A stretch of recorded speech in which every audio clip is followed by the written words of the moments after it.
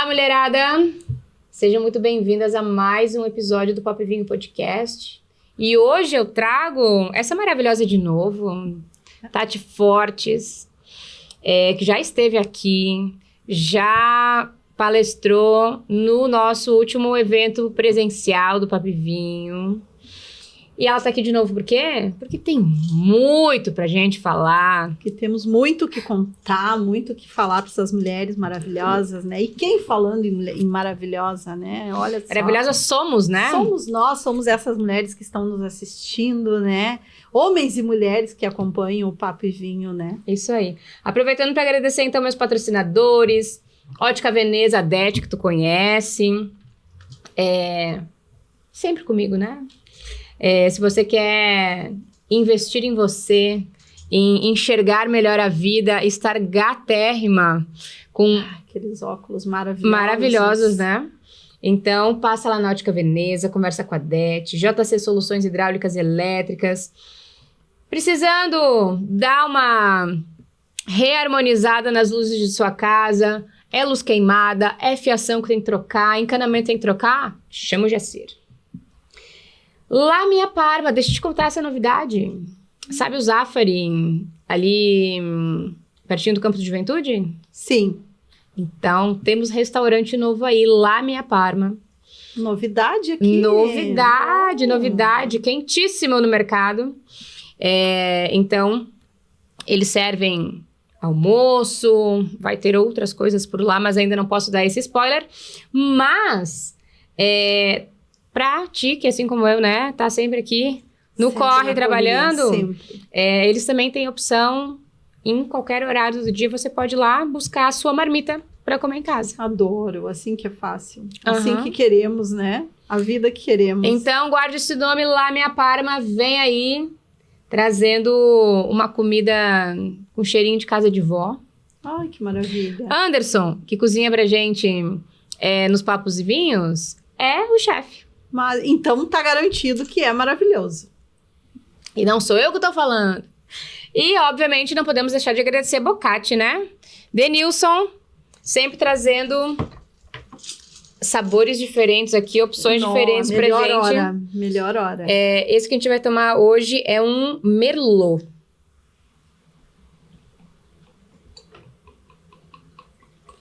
Esse é o melhor momento, né? Afinal, Papo e Vinho, né? O momento vinho. Esse é o melhor momento. O início, aliás. Então, vamos lá. Tchim, Tchim, tchim.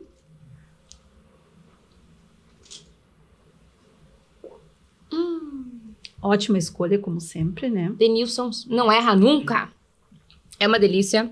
Então, se você quer também ter o prazer de tomar bons vinhos, passa lá no Bocati. Se você não é de Caxias, entra ali no @Bocati, faça sua encomenda, eles mandam para onde você estiver.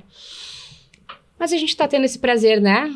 Então, o vinho já tá servido, falta o que agora? O papo? O papo. O papo é o que nós temos, né? O papo é o bom papo, né? Um bom papo e um bom vinho agora aqui, né?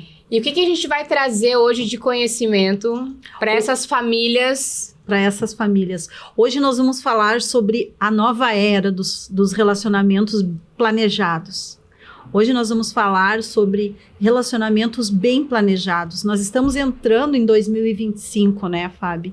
Então, nós estamos num momento que as pessoas estão pensando, estão refletindo sobre o que aconteceu em 2024, pensando o que irão fazer em 2025. Muitas pessoas pensando, o que eu fiz em 2024, o que aconteceu comigo e o que vai acontecer em 2025. Então, nada como a gente falar sobre bons planejamentos, quem vai casar, quem está passando por alguma dificuldade no relacionamento, então seja para casamento ou seja para questões de quem está passando por um relacionamento com dificuldade, na era dos relacionamentos bem planejados. É isso o tema que eu trouxe aqui hoje. Que delícia. De casamentos e divórcios bem planejados. Antes disso, Tati te apresenta. Vai que alguém ainda não te conhece. Para quem não me conhece, eu sou Tatiana Fortes.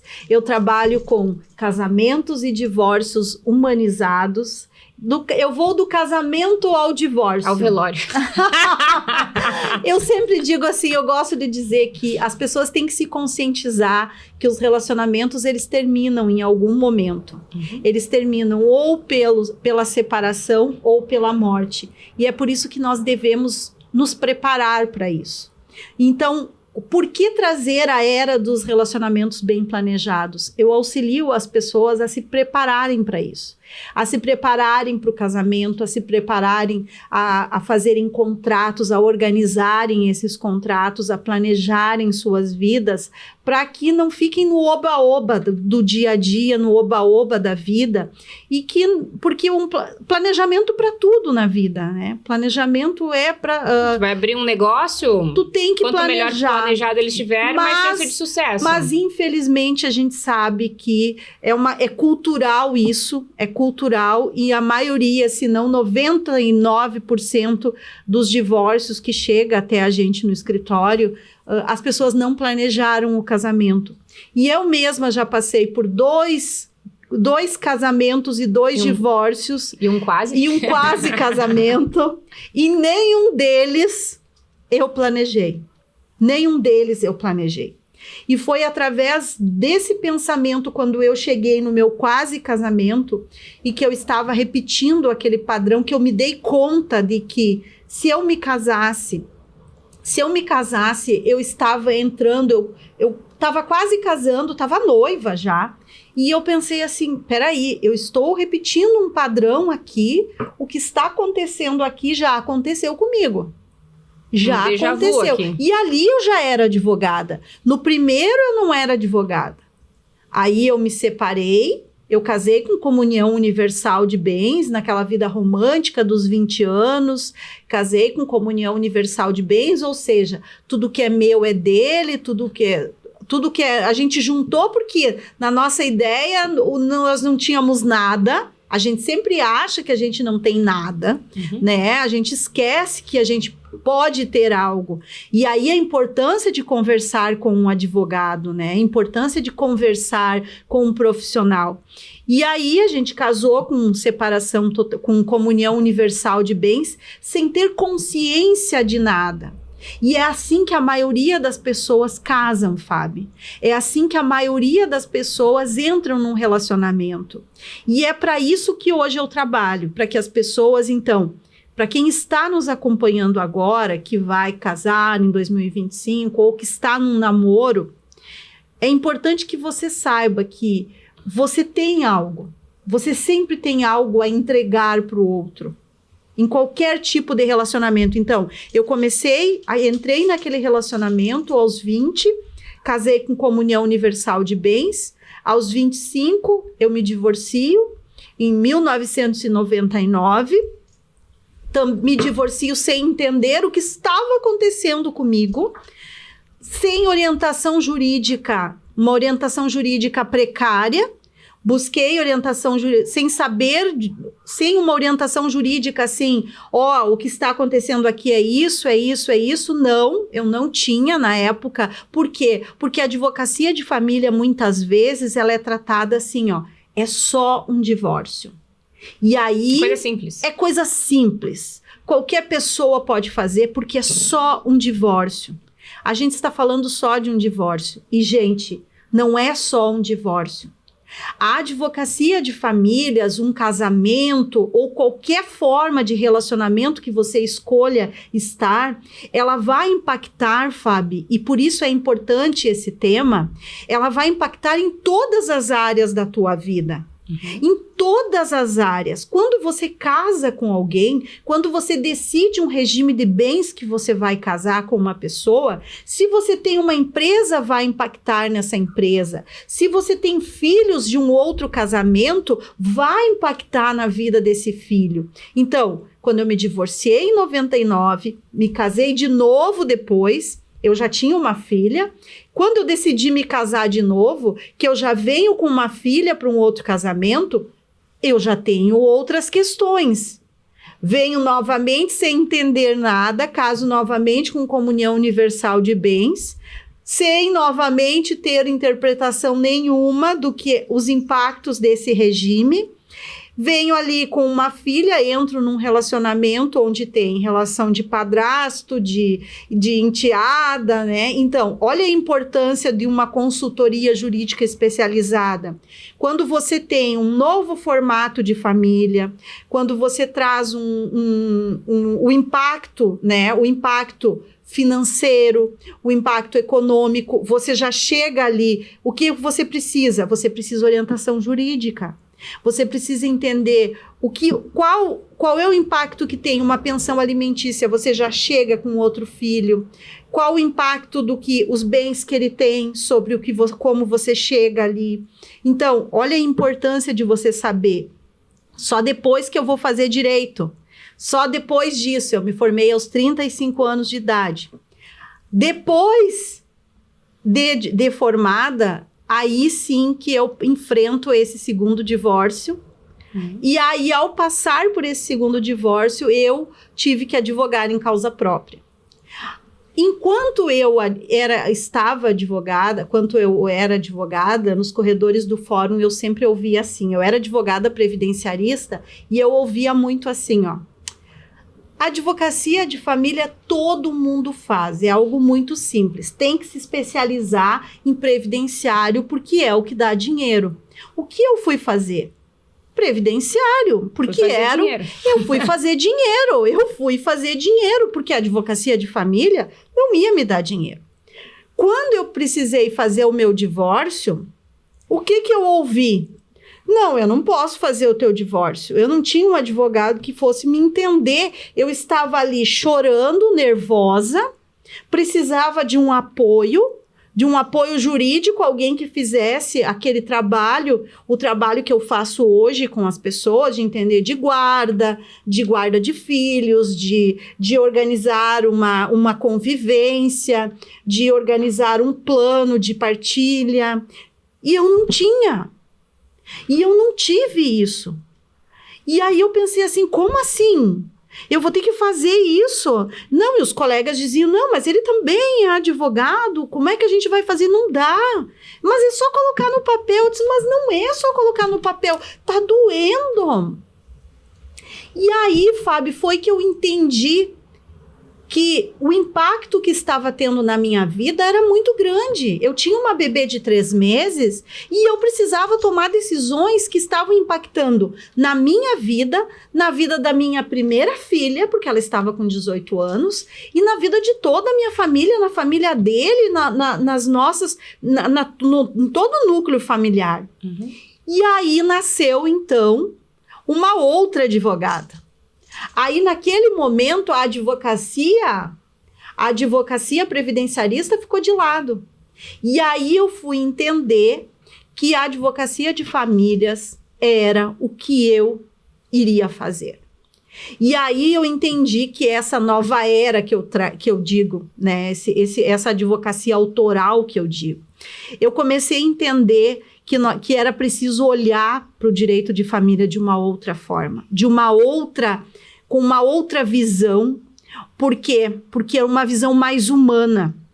Aí, quando eu precisei fazer uma audiência, que o juiz tinha que ir lá fazer a partilha, fazer aquela audiência, onde eu precisei decidir sobre como ia ser a convivência, sobre a guarda, porque aí eu tive que entrar com um processo litigioso, porque ele não quis fazer um acordo comigo. Ele disse, não, tu quer o divórcio, tu vai ter que ir lá no juiz, então. Mesmo a gente sendo advogado, eu disse, então eu vou enfrentar, eu vou ter que ir lá e fazer o acordo lá, vamos lá. E eu fui sozinha fazer isso. E eu, advogada, tive que ir lá chorando na frente do juiz enfrentar isso. E naquele momento, nasceu uma advogada de família. Mas nasceu uma advogada de família em defesa das famílias. Das famílias. Eu entendi que as famílias precisam, que aquilo ali era transformador, não só na minha vida, mas que era transformador no meu trabalho, na minha forma de enxergar. E aí eu comecei a buscar, eu disse, não, agora eu preciso estruturar isso que eu enxerguei hoje aqui.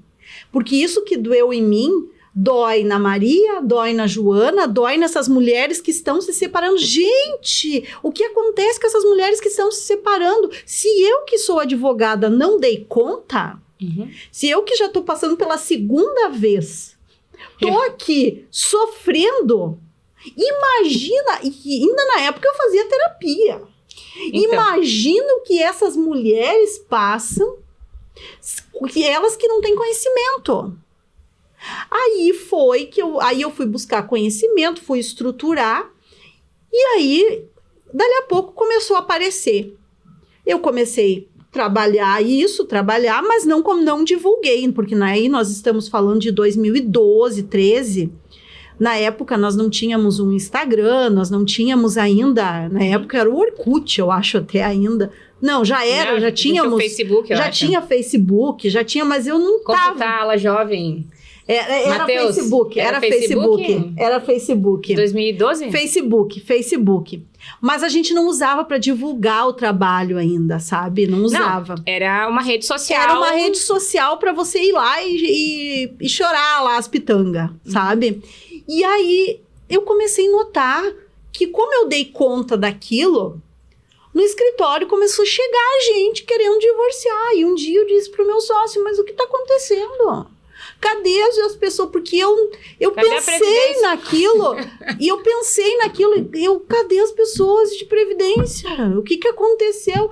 E daí o meu sócio na época disse assim para mim, mas você não percebeu que você deu conta? Você foi lá, e agora as pessoas querem o que tu conseguiu. E aí foi que eu comecei a me estruturar e nasceu então essa vontade de fazer e acontecer, Fábio, sabe? De levar essa nova forma de advogar, essa advocacia autoral. Eu comecei a estruturar, a criar então o planejamento familiar, a criar então a mostrar para as pessoas que é preciso planejar, que a gente tem que entender, que a gente tem que conhecer o que é o casamento, que a gente tem que estruturar a base. Eu comecei a entender por que deu tão errado. Por que eu sofri tanto quando eu me divorciei? Porque eu gosto de entender as coisas, sabe? Que nem agora, eu ando muito curiosa, assim, de aprender, conhecer sobre vinhos. Eu já até me inscrevi lá na Bocati, lá pro ano que vem. Eu gosto muito de entender o porquê das coisas, sabe? E aí eu fui entender o porquê que deu tão errado. Por que por 2 vezes... Por quê? Porque eu casei errado. Porque além do emocional que estava errado em mim, que eu fui tratar de organizar, eu não entendi por que essas pessoas estão vindo e elas estão repetindo o mesmo padrão que eu estava repetindo. Porque elas não tinham noção de conhecimento na base. As pessoas não conhecem sobre o regime de bens, elas não conhecem sobre partilha. Nós, mulheres, nós deixamos o marido administrar tudo sozinho, nós não entendemos sobre o que é uma guarda de filhos, nós não administramos o dinheiro direito, nós não entendemos quanto custa um filho dentro de casa enquanto nós estamos casadas, entende? Então, esse tipo de noção de consciência eu também não tinha enquanto casada. E, por exemplo, guardar um dinheiro, ter uma reserva financeira quando casada. As pessoas, às vezes, muitas mulheres que eu já atendi até hoje, muitas, às vezes, têm que aguentar um relacionamento tóxico porque simplesmente não tem como sair, fome. Porque senão vão passar fome. Aí que nasceu o plano de fuga, entende? Por quê? Porque eu tive que dar conta disso, mas muitas das vezes não consegue, Tati, eu não dou conta, então nós temos que ter um plano de fuga, tu tem que aguentar mais 6 meses, aguentar aí, fazer uma reserva, estruturar, e a gente foi aprendendo. Mas aí eu encontrei no caminho muitas pessoas que, Tati, eu vi que tu tá fazendo isso, mas eu tô só noiva, o que eu posso fazer? Aí eu pensei, não, mas então eu tenho que aprender mais sobre isso, eu tenho que aprender sobre planejar o casamento. E aí a gente foi estruturando também esses contratos familiares e eu fui buscando esses conhecimentos, então assim, As famílias estão mudando, Fábio. As famílias de hoje, elas estão diferentes. Hoje nós não temos mais, eu disse de 99, as famílias hoje não são mais como lá em 1999. Não. E nós precisamos apresentar novas sugestões. Então, quando eu digo para você uma nova era, as famílias de 2025, elas não são mais como as famílias de 2024. Então, elas vão se apresentar de outra forma. Elas não querem mais, elas precisam de novas ideias, elas precisam estar preparadas para o que a sociedade está buscando. Nós vivemos numa sociedade hoje que quer tudo muito rápido.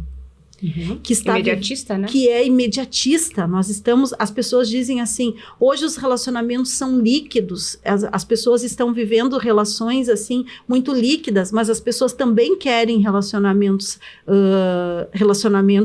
sólidos.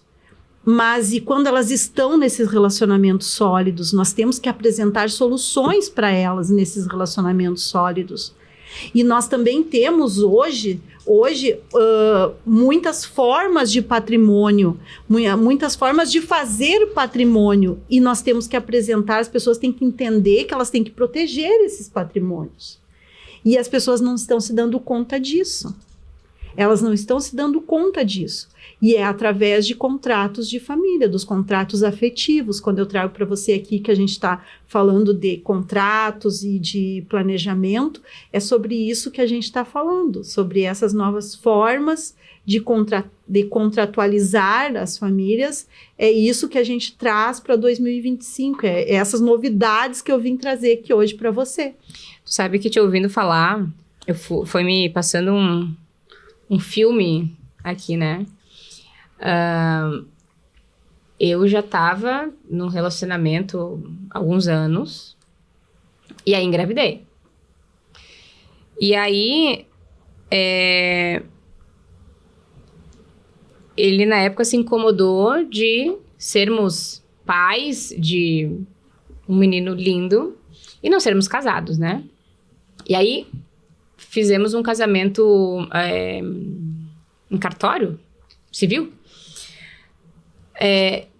Eu já tava para parir a criança, assim, né? Casamos em julho e Antônio nasceu em agosto. E aí, como não era algo que eu tinha de fato planejado, enfim, eu cheguei completamente crua Fui literalmente a pé. Eu morava, na época, a uma quadra do cartório, né? E aí eu lembro que quando o juiz pergunta sobre o regime de casamento, né? Ficou um cri. Porque a gente não tinha nem pensado ou conversado, ou, enfim, né? Aí depois ele perguntou sobre o nome, se eu ia mudar o nome, né? Se eu ia pegar... ia mudar o nome para nome de casado, enfim, né? Então, de fato, o dia que eu casei, eu fui completamente sem falar sobre isso. Crua. E é assim que as pessoas vão. Então, tinha a emoção do momento e tal, né? Até pensei na roupa, planejei a roupa do dia, enfim.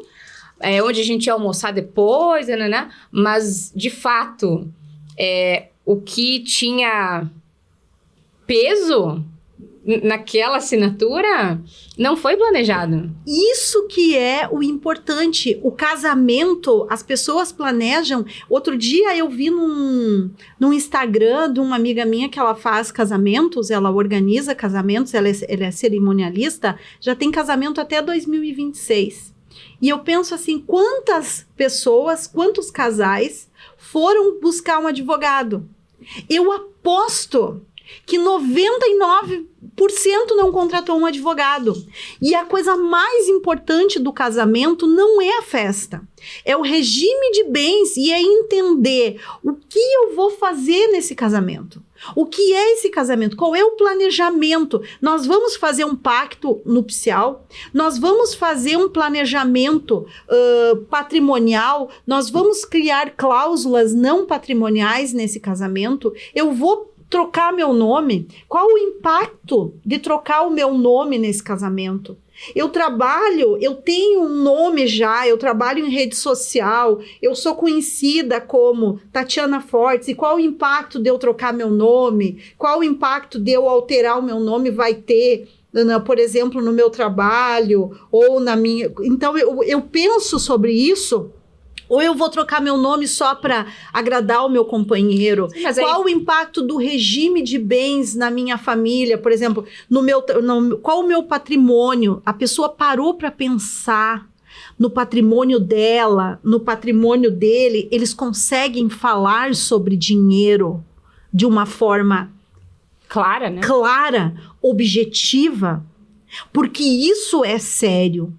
Isso eles aplicam, por exemplo, eles compram, eles têm aplicações financeiras que eles conseguem falar. Eu aplico em bitcoins, eu aplico aqui, eu tenho aplicações lá, tanto aqui, eu tenho tanto lá. Eu consigo te contar que eu aplico, mas eu não quero dividir isso com você, porque eu já tenho isso. Isso é meu. Nós vamos conseguir aplicar, né? Nós vamos abrir uma conta para nós dividirmos as despesas da casa. Nós vamos fazer um contrato particular nosso, onde nós vamos falar sobre as regras não patrimoniais do nosso casamento, onde nós vamos definir como nós vamos agir na nossa vida privada. Será que um casal consegue ser maduro a esse ponto de falar sobre isso e de falar sobre as finanças? Porque essa é a maior dificuldade dos relacionamentos. Então, as relações, elas não são líquidas porque elas duram pouco, porque os casais simplesmente decidem que amanhã não vai dar certo. A maioria dos casais terminam um relacionamento, Fábio, porque eles não conversam durante o relacionamento. E aí, as pessoas no final dizem assim, você gasta muito. A mulher, às vezes, ela nem sabe quanto que o marido ganha. A mulher nem sabe. Muitas vezes, o outro tem dinheiro aplicado e ele sai de boas. Geralmente, é o marido que ele tem dinheiro e a mulher não tem. E muitas vezes, a mulher tá naquele relacionamento e aí, ela está no relacionamento e ela vai lá, ela vai vivendo a vida naquele relacionamento e vai vivendo o dia a dia naquele relacionamento e ela não se preocupa em guardar um dinheiro para ela. Porque tá ali, ela tem o cartão, ela tá vivendo aquela vida e um belo dia o companheiro diz assim, acabou, e daí como é que fica? Mais uma coisa, se esse relacionamento começa e tem empresa envolvida, e um dos dois é empresário, gente, isso é muito sério. O casal tem que planejar, o casal tem que ter um pacto pré-nupcial, tem que ter pacto, tem que falar sobre isso. Tem que parar e falar sobre isso, porque vai ter valorização dessa empresa. O que vai nesse pacto? O que vai nesse pacto? Regras patrimoniais, eles vão colocar nesse pacto sobre patrimônio, vão colocar o patrimônio envolvido, as regras do patrimônio, como eles vão adquirir o patrimônio, vão colocar as regras patrimoniais sobre o patrimônio, o que eles já têm, o que eles não têm. Que pretendem. O que é, exato, como vai ser, se tem uma empresa, por exemplo, ali, eles vão colocar todas as regras ali. E as regras não patrimoniais, por exemplo, é aquela questão da cláusula de traição. É a mais fácil de todo mundo aqui, ninguém esquecer. Eu quero colocar uma cláusula de traição. Se a pessoa me trair, aí ninguém vai esquecer. Se eu perdi. Se a pessoa me trair, ele vai pagar 100 mil reais para mim. Se a pessoa... Eles vão colocar ali, nós vamos viajar tantas vezes por ano. Se ele trocar... Como ele trabalha com, sei lá, ele é funcionário público, se ele for transferido lá para Brasília e eu moro aqui no Sul, ele vai ter que pagar uma pensão para mim, sabe? Então, isso são regras não patrimoniais. Então, definir regras... Nesses relacionamentos modernos, trisais, o que pode, o que não pode, como pode. Tudo isso pode estabelecer essas regras. Então, hoje e sempre foi assim, mas os relacionamentos podem ser estabelecidos por contratos. O que está escrito, gente, é assim, ó, não se perde. E não necessariamente eu preciso estar noiva, casada para fazer esse tipo de contrato, né? Você pode ser namorada, um contrato de namoro. Aí nós entramos no contrato de namoro. Você pode estar namorando alguém, e qual é a diferença disso? Vamos lá. O contrato de namoro significa que você não tem a intenção de constituir família com alguém. Significa que você está numa relação de namoro com uma pessoa, mas você não tem a intenção de constituir família. Então, eu sou solteira, tô namorando uma pessoa, mas não tenho a intenção de constituir família com ele. Mas quero fazer um contrato com ele, estabelecendo regras para esse namoro, e quero estabelecer que ele pode dormir na minha casa 2 vezes por semana, mas eu já quero deixar claro ali que não é uma união estável. E que a gente pode dividir conta, porque eu já quero configurar que não é uma união estável, para não correr o risco de acontecer alguma coisa comigo e ele vir a querer configurar uma união estável. Porque eu posso vir a morrer, eu posso vir a falecer, posso vir a ficar 1 ano com essa pessoa, e eu vir a morrer, e essa pessoa vir a querer o direito, por exemplo, a um carro que eu adquiri durante o período que eu estive com ele. Então, eu vou lá e vou estabelecer que era um namoro. Que mesmo que ele venha, já isso vai querer dizer alguma coisa, é um indício de prova, tá? É um indício de prova. E nesse contrato de namoro, a gente estabelece as regras aí. Se for, esse contrato de namoro pode ficar estabelecido que pode virar uma união estável. Isso que eu ia perguntar, mas aí ao longo do caminho, nossa, super me apaixonei, mudei de ideia. Aí vocês vão fazer um contrato de união estável. Aí vocês vão fazer, ó, nesse caminho, doutora Tati, nós resolvemos que nós vamos fazer um contrato de união estável. Então, a gente muda.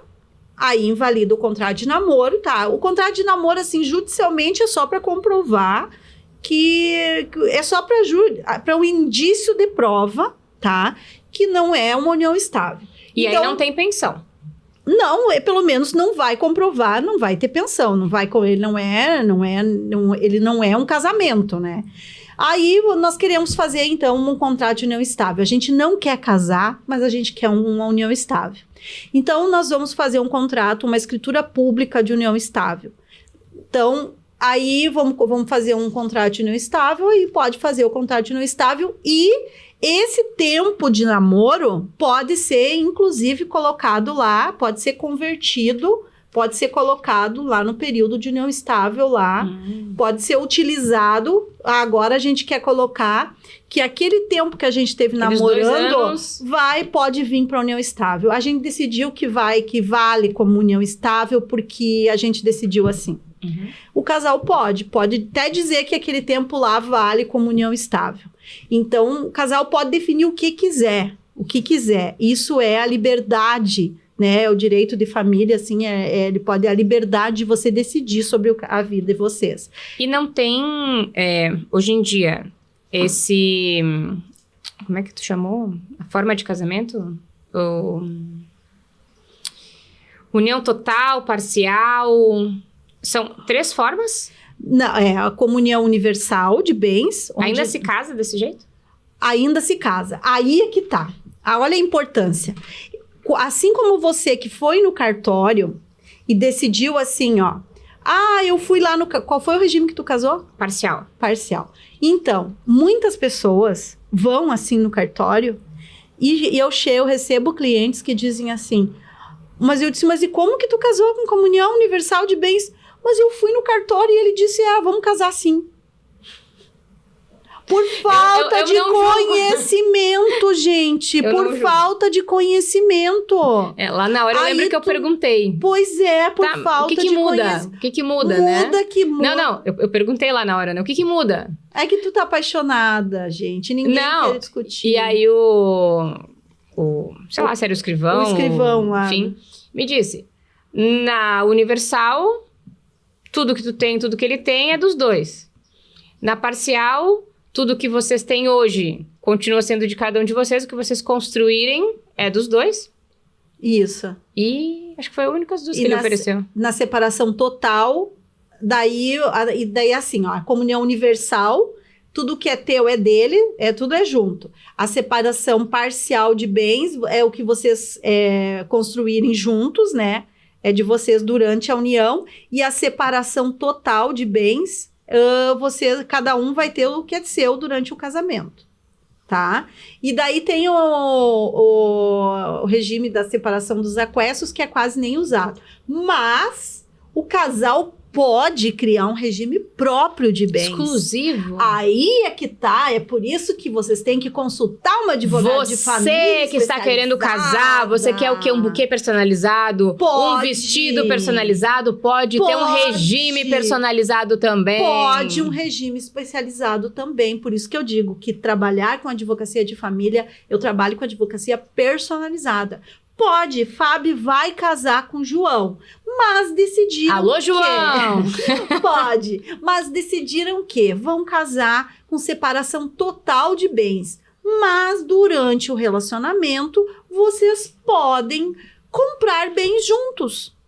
Vocês podem comprar um apartamento juntos. Isso se chama um regime híbrido de bens. Um regime híbrido. Você pode, durante o casamento, comprar um apartamento em comunhão com ele.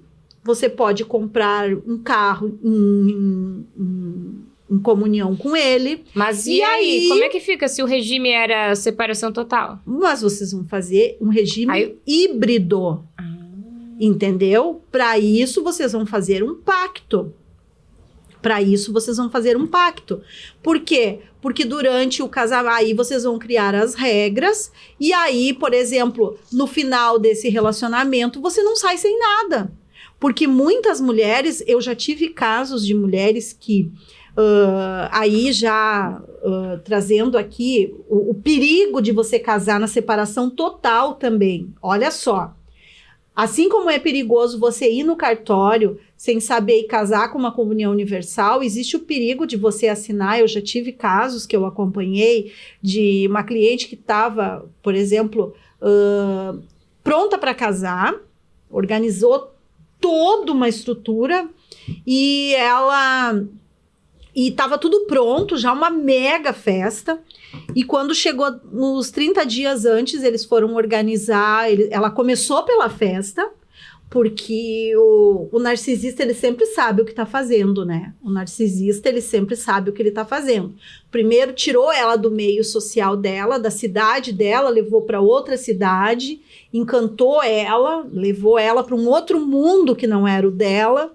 E aí, ela ganhou tudo que ela nunca tinha visto na vida.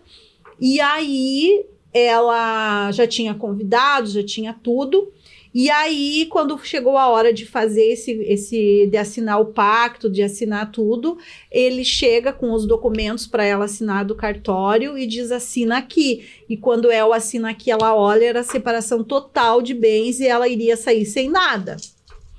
E aí ele disse: ou tu assina, ou a gente não casa. Ou a gente não casa. E daí ela: mas como eu vou cancelar tudo? Já tá tudo pronto, já estamos a 30 dias do casamento.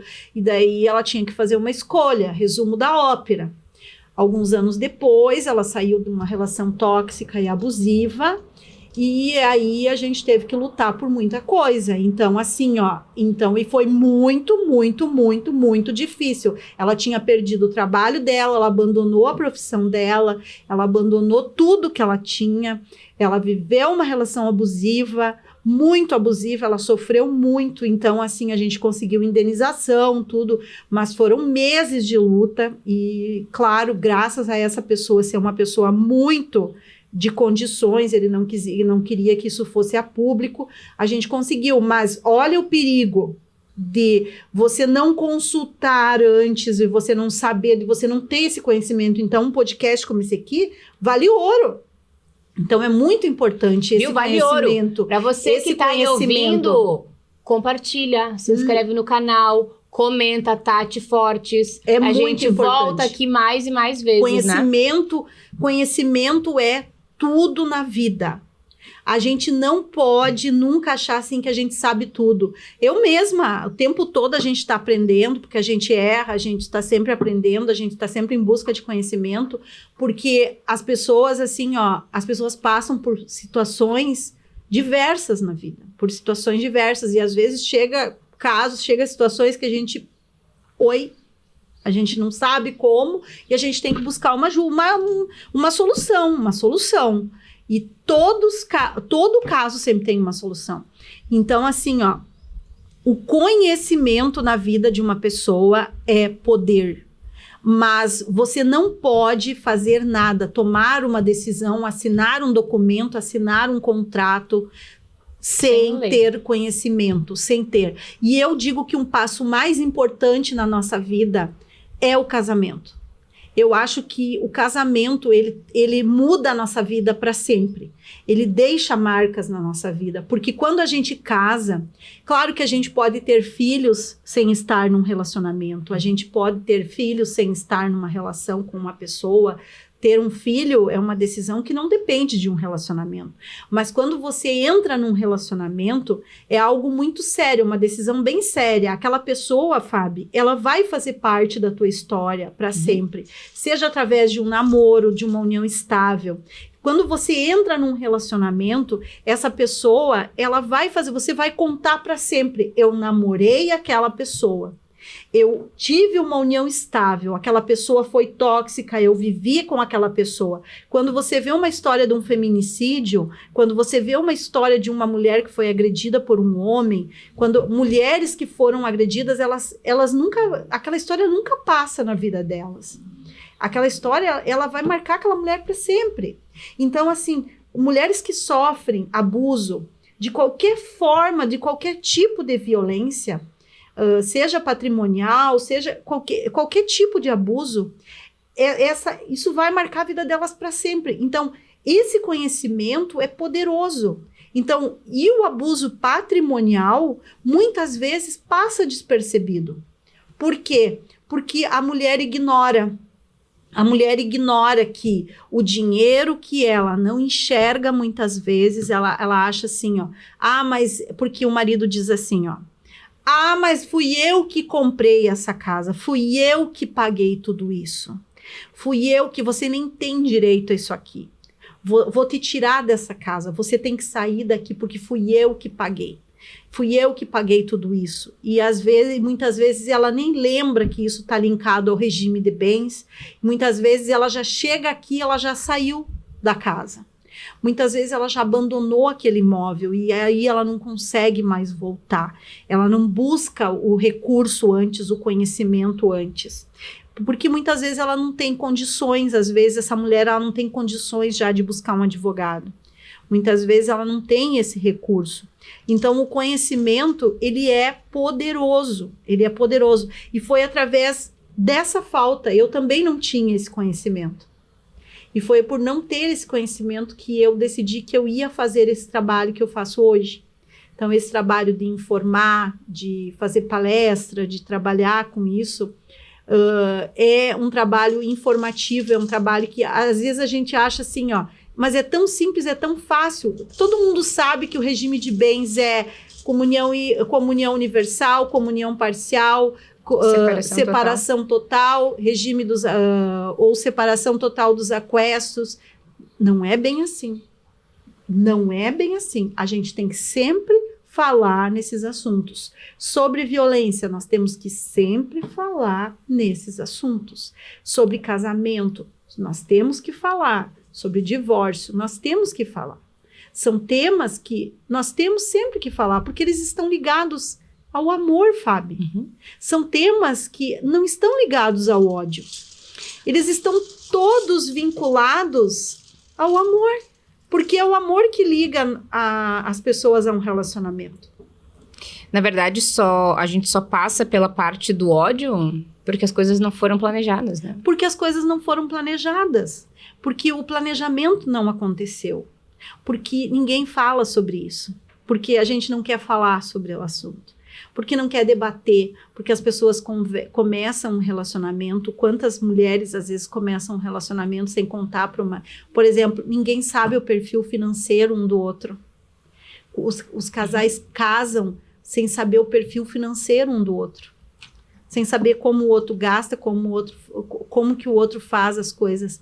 Então, assim, ó, isso é difícil, ou com medo de falar, com medo de dizer assim, ó, mas eu não queria escolher esse regime de bens, mas ele que quis.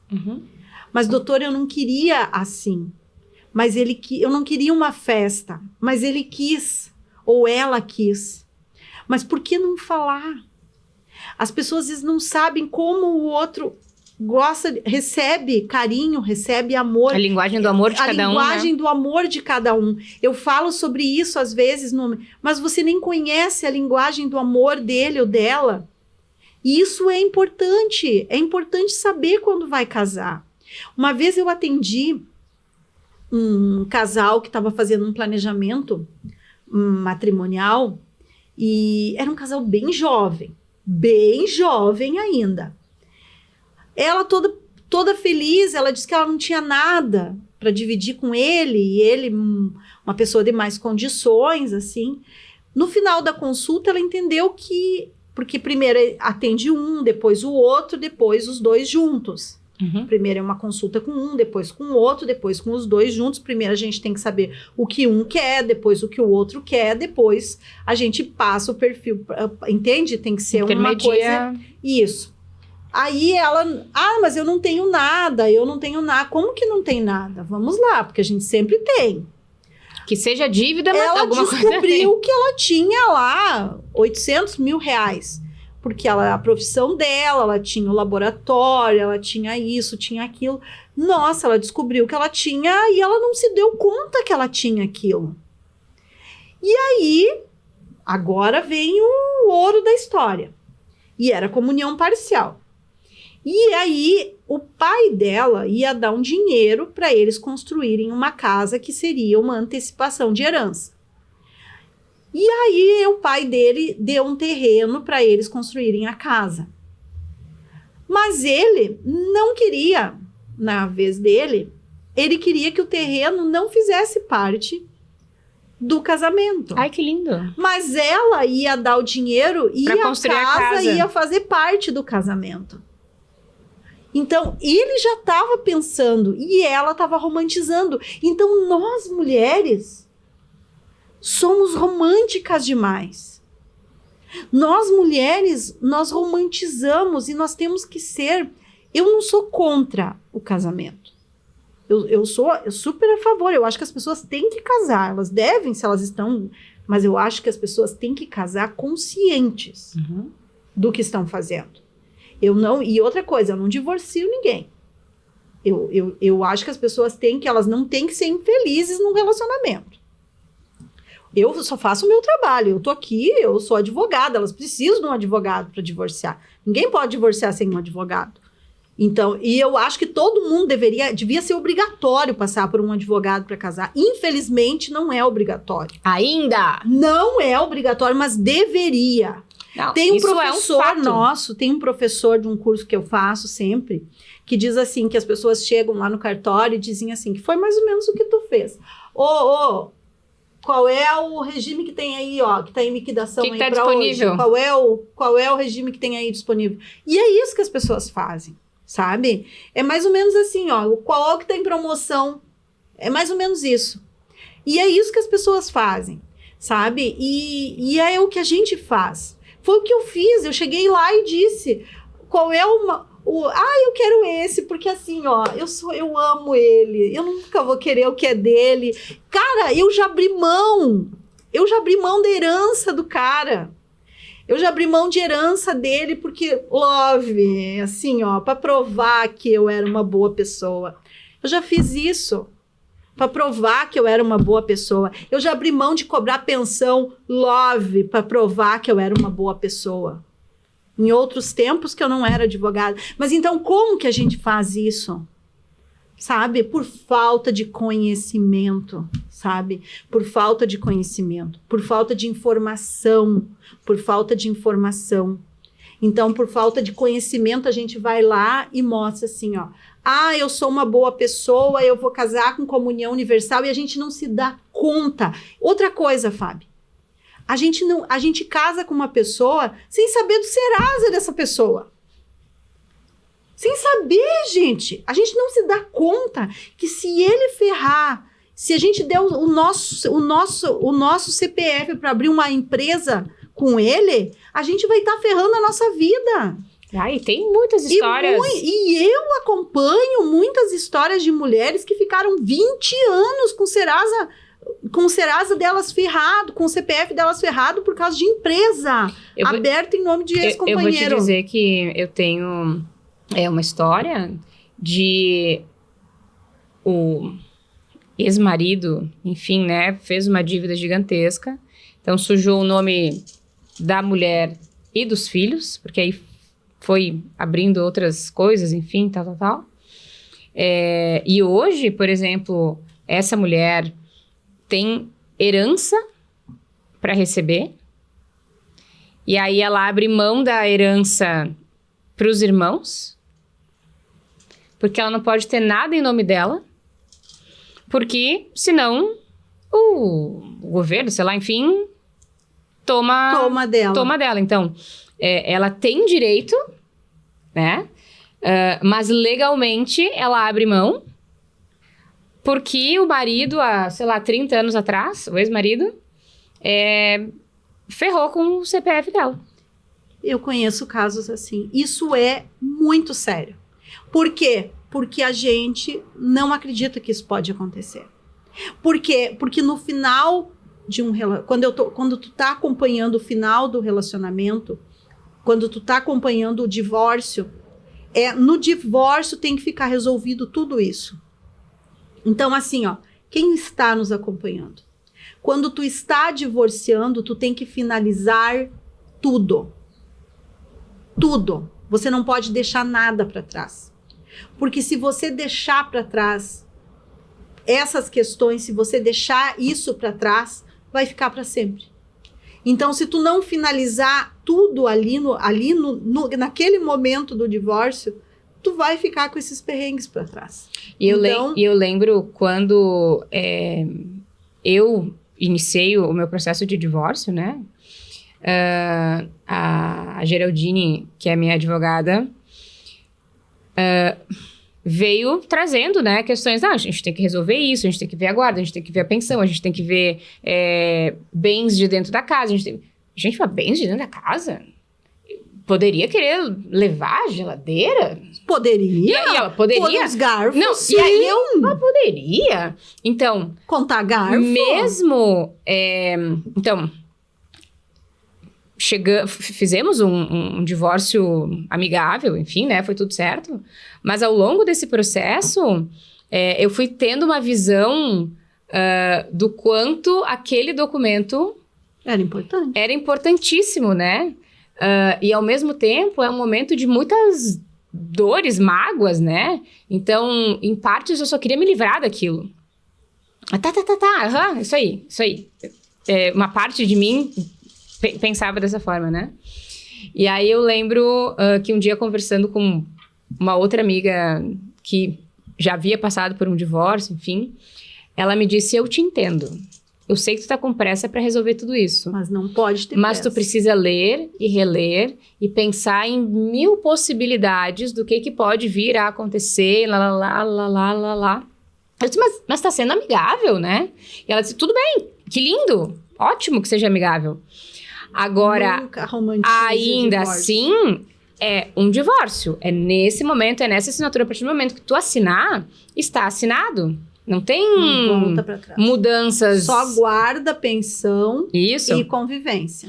Então, ela disse, por mais que isso seja chato nesse momento, né? Te pareça não convidativo, leia e releia, né?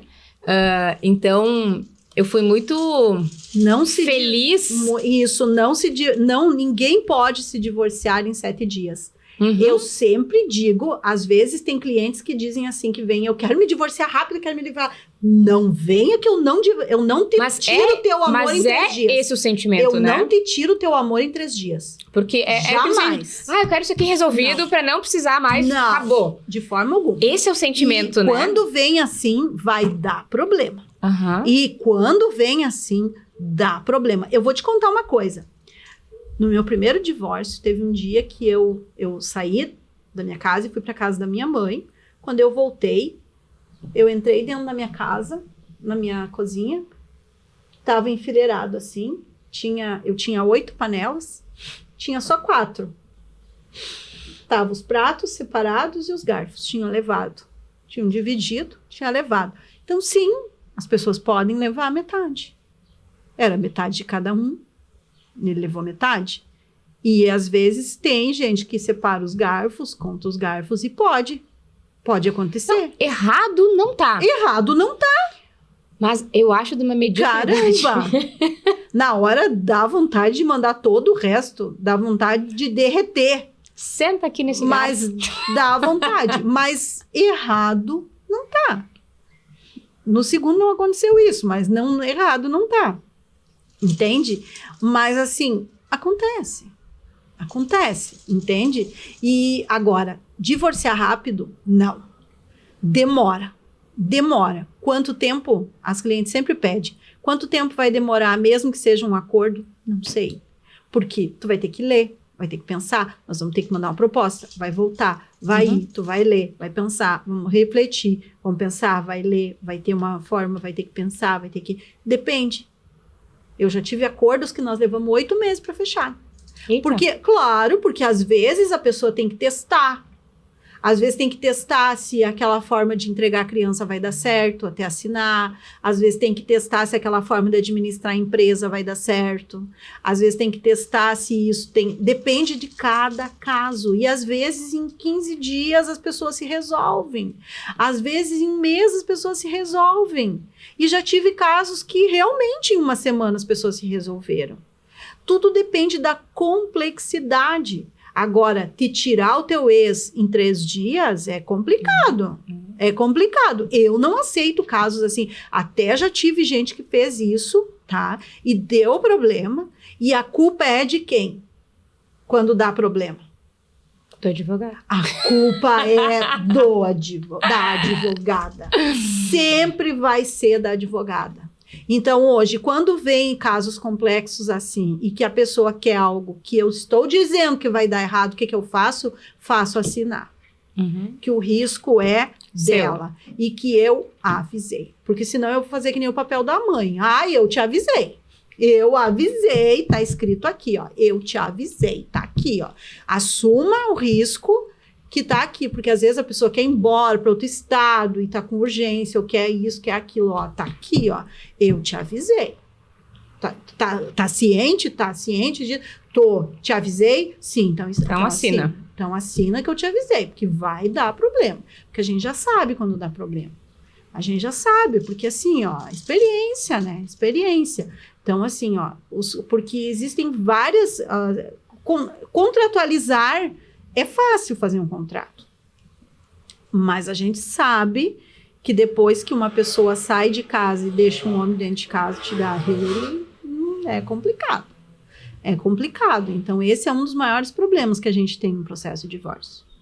Esse é um dos maiores problemas, é quando o companheiro fica na casa. Eu acho que é uma das dificuldades maiores, quando não vende o imóvel, quando não partilha, sabe? E que o ex-companheiro fica na casa. Tanto emocional como... O emocional é o principal, né? Eu acho que a condição para um processo de divórcio é terapia. Eu acho que isso é, assim, ó, a condição para uma pessoa passar por um processo de divórcio é fazer terapia. É o principal hoje, né? É passar por um processo de terapia.